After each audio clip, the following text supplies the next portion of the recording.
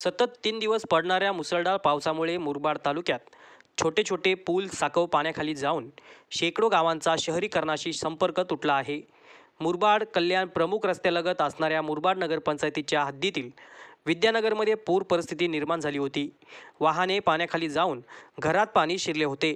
पहाटे घटनास्थळी मुरबाड नगरपंचायतीचे मुख्य अधिकारी मनोज मसे यांनी नगरपंचायतीचे अधिकारी कर्मचारी यांना घेऊन JCB मशीनच्या साहाय्याने तुंबलेला पाणी प्रमुख नाल्या खोदाई करून पूर परिस्थितीवर मात करून रहिवासींना दिलासा दिला आहे. नगरपालिकेचे अधिकारी देशपांडे, देवकर, दत्ता डोहळे, संदीप तेलवणे, जगन जाधव, माळी, अन्य कर्मचारी कामगारांना शहरातील विद्यानगर, नागाचा खडक, मुरबाड शहरातील पुराचे पाणी काढण्यासाठी घटनास्थळी धाव घेतली आणि शहरातील बंद होणारे रस्ते खुले केले. विद्यानगरमध्ये दरवर्षी पूरहानी होते. तेथील पाणी मुरबाडी नदीत घालवण्यासाठी गटार खोदण्यात आली आहे.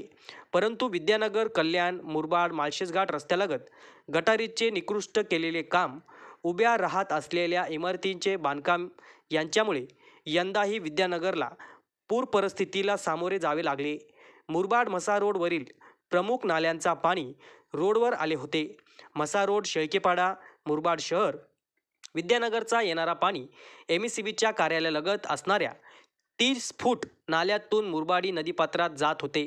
मात्र त्या नाल्यालगत अवैध बांधकामे MIDC कंपनी प्लॉटधारकांनी भराव टाकून केल्याने पुराचे पाणी जाण्यास अडथळा निर्माण होत आहे.